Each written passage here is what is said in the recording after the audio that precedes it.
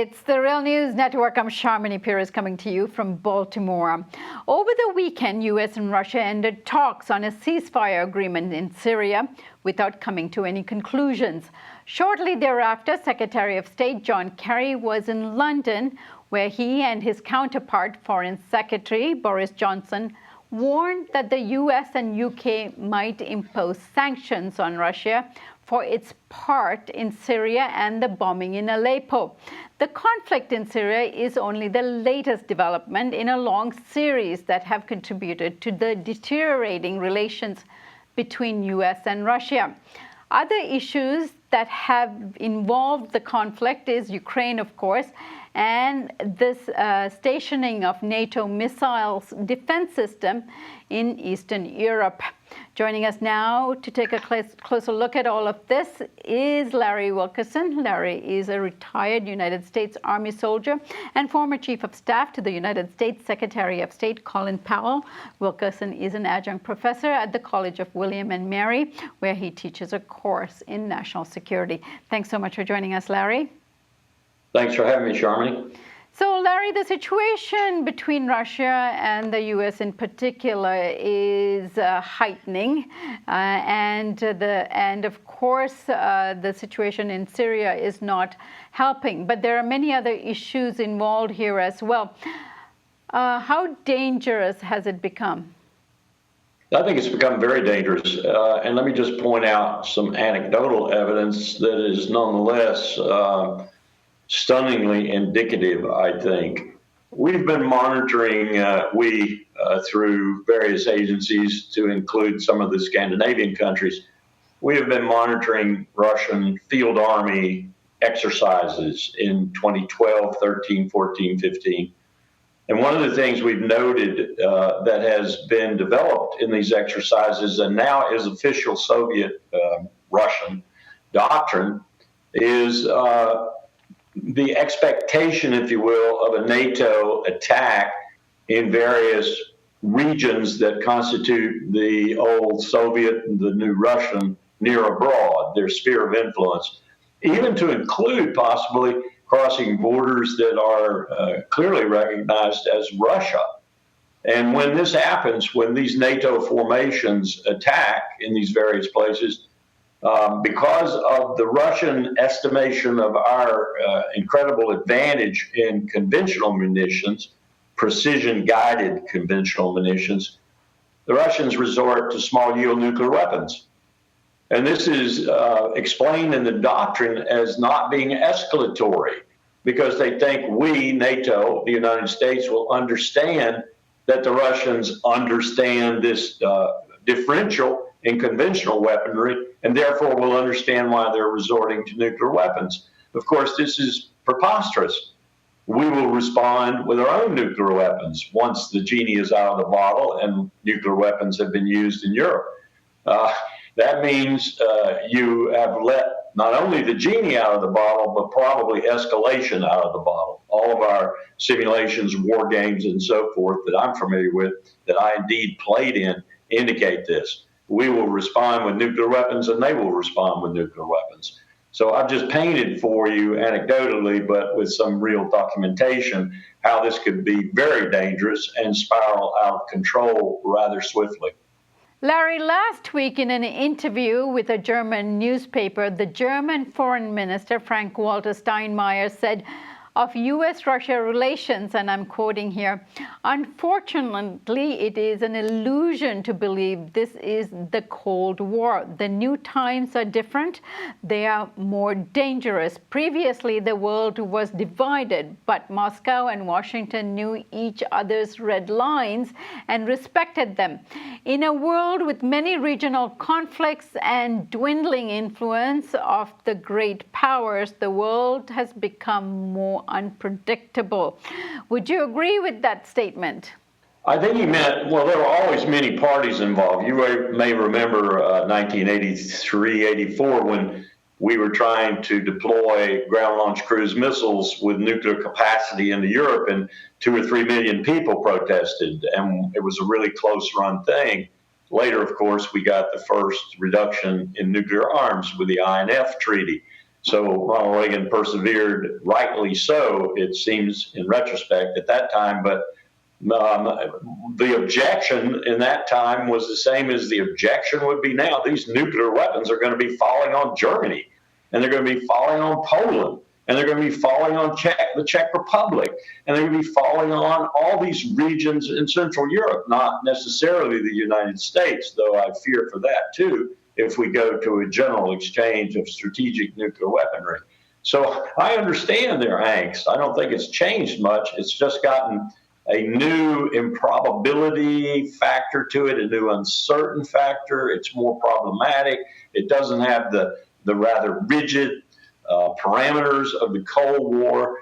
You never know what's going to happen and when it's going to happen, and you never know when somebody's going to do something, as much for political reasons internal to his own state as to any strategic reasons that might exist otherwise. So I agree with him in that context. This is a much more dangerous time than the sort of fixed parameters of the Cold War days. Now, certainly Syria is a major factor here, but as I mentioned in the introduction, there have been a number of other contributing incidents, like the NATO exercises right up the nostrils of Russia in Eastern Europe and the conflict in Ukraine. So what needs to take place now in order to de-escalate the whole situation?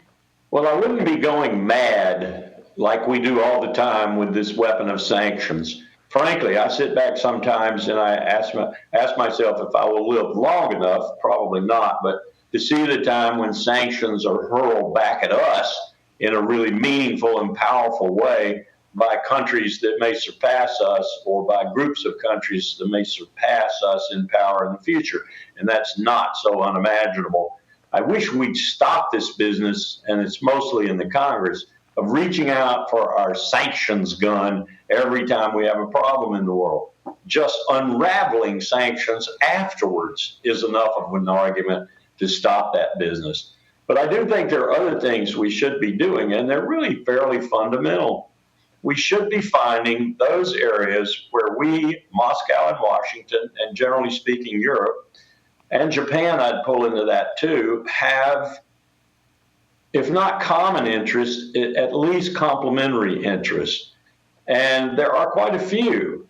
And working on those to try and defuse some of the tension in the areas like Syria, apparently, although I would argue we have a common interest there too. It's just that we don't seem to be able to see it quite as clearly as the Russians do.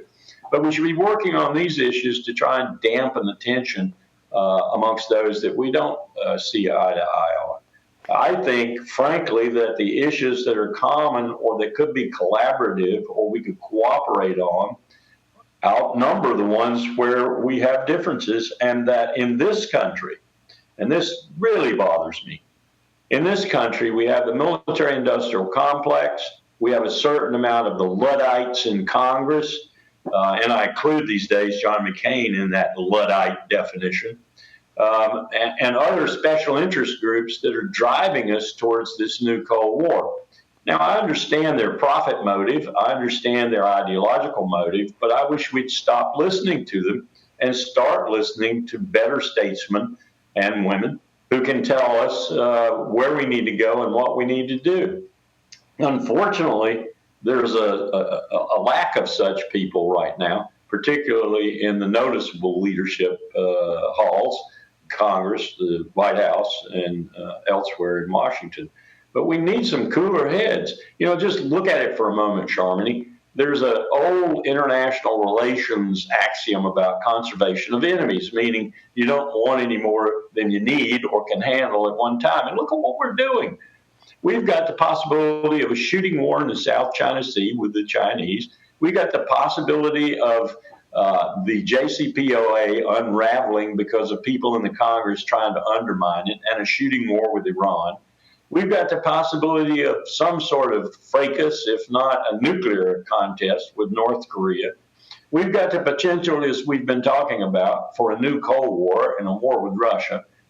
We do not need all of this. We've got trillions of dollars in debt. We've got all manner of problems in this country. So what are we doing? Well, history says we're doing what great powers do throughout 5,000 years of human history.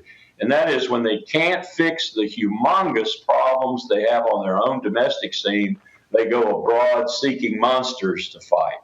And that seems to me to describe quite clearly what we're doing today.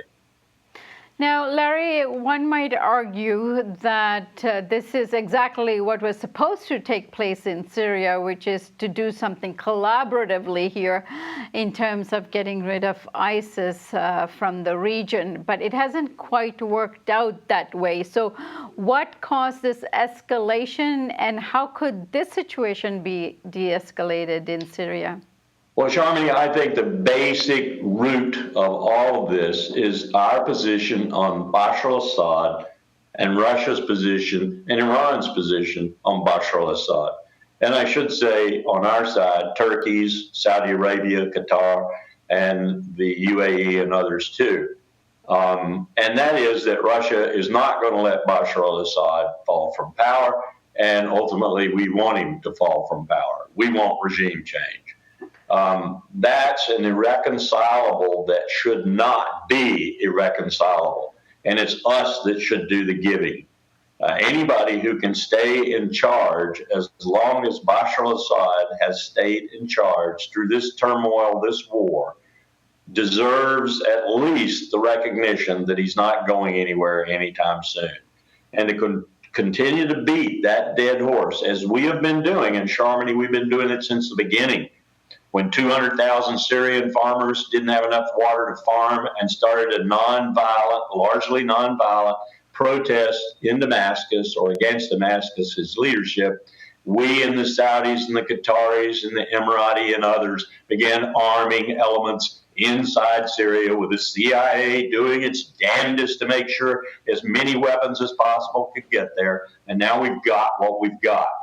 We need to back off our high horse, and we need to understand that Assad is going to be there. That doesn't mean we have to accept everything that Sergei Lavrov and Vladimir Putin put forward, but we do have to accept that fundamental reality: he isn't going anywhere. And tell Samantha Power and Susan Rice to go bury their head in some other exercise somewhere, and hopefully get a new president in there that understands this reality and is willing to compromise with Russia and Iran over this reality.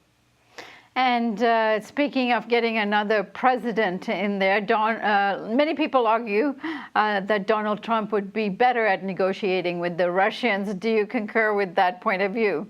I don't think Donald Trump would be any good negotiating with anybody on the international scene based on what he's said to this point and what he's done to this point. In fact, I think Donald Trump is going to be so shocked by the fact that negotiating with international partners and international potential opponents is so different from big business that he'll last about a week in the Oval Office if he is elected. He'll turn to his vice president and say, "I'm out of here, you got it," and we won't hear much from Donald Trump anymore. And if there is a Donald Trump presidency, who will be actually governing over these types of issues, him or the vice president? I think the vice president, and we've all seen what that's like with George Bush and Richard Cheney. All right. Larry, I thank you so much for joining us today, and we're looking forward to having you back next week. Thanks, Sharmini. Have a good one. And thank you for joining us on the Real News Network.